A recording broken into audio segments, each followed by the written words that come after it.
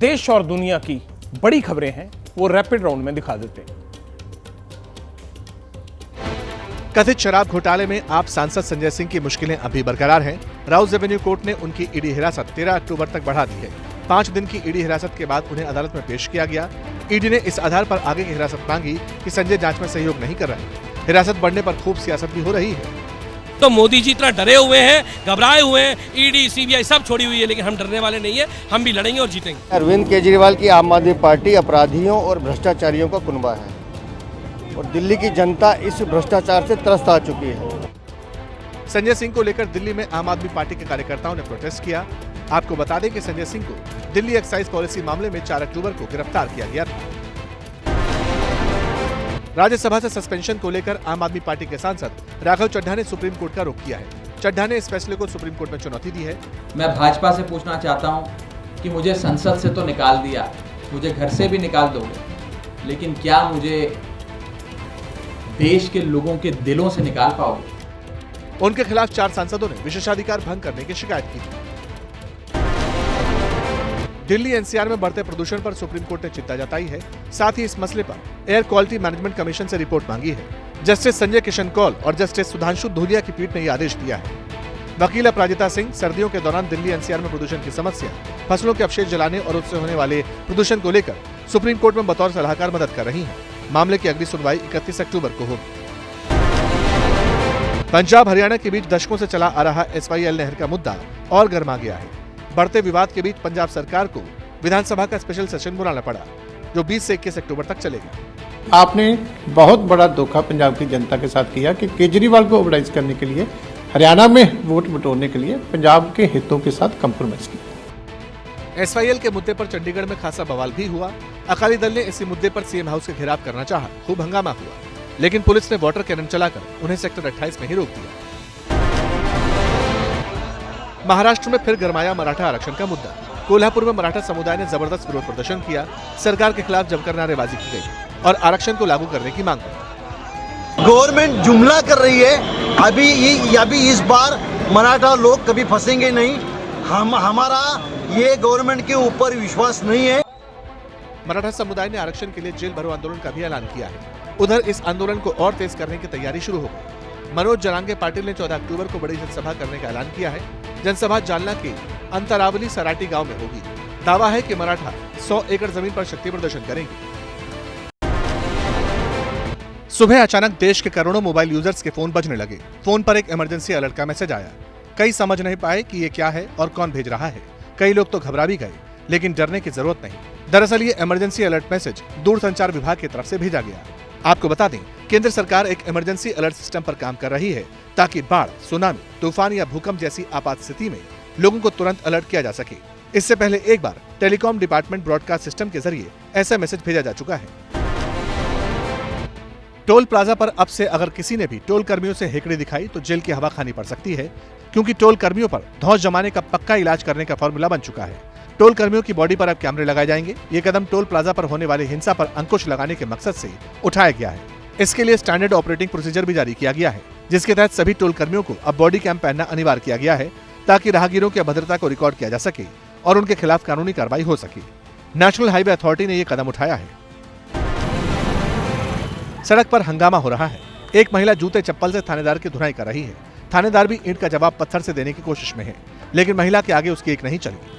महिला ने ऐसी मार लगाई कि कई बार थानेदार की टोपी तक गिर गई। मामला दिल्ली के पास गाजियाबाद का है।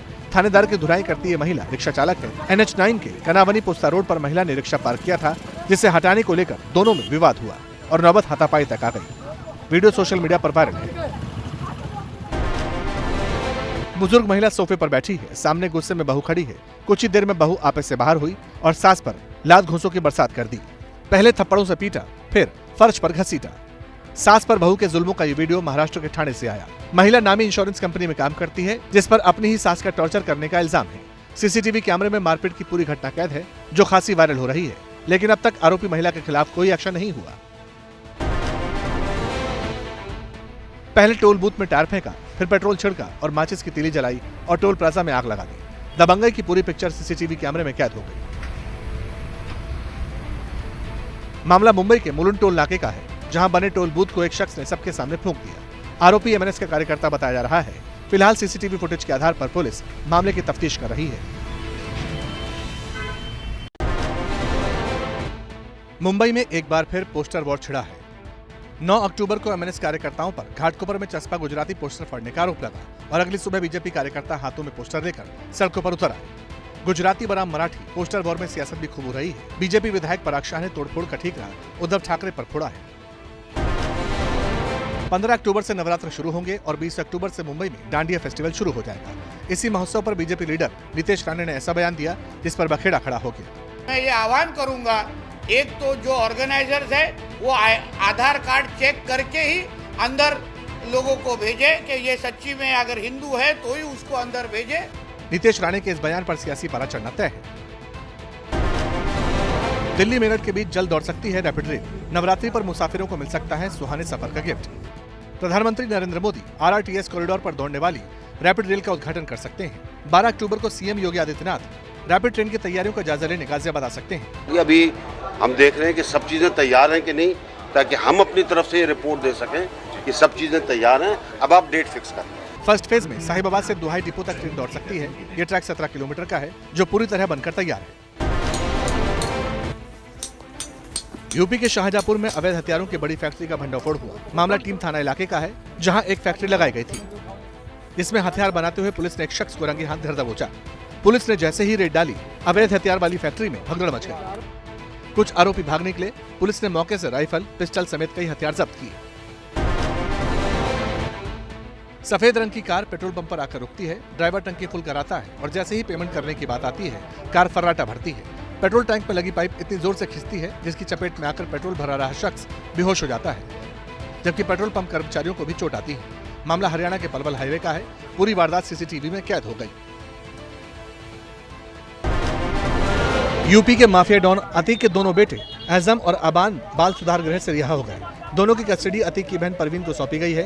अतीक के दोनों बेटे 4 मार्च से प्रयागराज के राजरूपुर के बाल सुधार गृह में थे। दोनों की रिहाई के लिए सुप्रीम कोर्ट में पिटीशन दाखिल की गई थी, जिसके बाद दोनों की रिहाई का ऑर्डर हुआ। दुनिया में मंदी की आहट है, लेकिन भारत में अमीरों की संख्या बढ़ गई।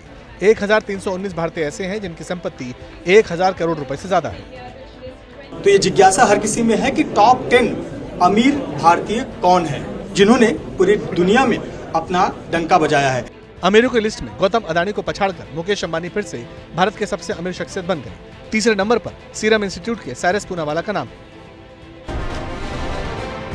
डेंगू से जूझ रहे भारत के सलामी बल्लेबाज शुभमन गिल की अस्पताल से छुट्टी हो गई है। हालांकि पाकिस्तान के खिलाफ 14 अक्टूबर को अहमदाबाद में उनके खेलने पर अब भी सस्पेंस है। डेंगू के बाद गिल की प्लेटलेट्स 1 लाख से नीचे आ गई थी। गिल को रविवार की रात को प्लेटलेट गिरने के बाद अस्पताल में दाखिल कराया गया था। वो ऑस्ट्रेलिया के खिलाफ 8 अक्टूबर को पहला मैच नहीं खेल सके थे। वहीं उनके फैंस उनके जल्दी मैदान पर लौटने की दुआ कर रहे हैं।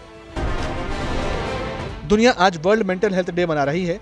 इसे मनाने के पीछे का मकसद लोगों को उनके मानसिक स्वास्थ्य को लेकर जागरूक करना है, साथ ही मानसिक बीमारियों की जानकारी देना भी। इसी मौके पर आमिर खान और उनकी बेटी आयरा खान ने एक वीडियो शेयर किया। इस वीडियो में दोनों ने मानसिक तकलीफों से जूझ रहे लोगों को कुछ सलाह दी है। 128 साल बाद ओलंपिक में शामिल होगा क्रिकेट। T20 फॉर्मेट में मैच खेले जाएंगे। दावा द गर्जन की एक रिपोर्ट में किया गया है। दावा यह भी है कि सब कुछ हो चुका है और 15 अक्टूबर को मुंबई में शुरू होने वाले IOC यानी अंतर्राष्ट्रीय ओलंपिक समिति में इसका ऐलान होगा।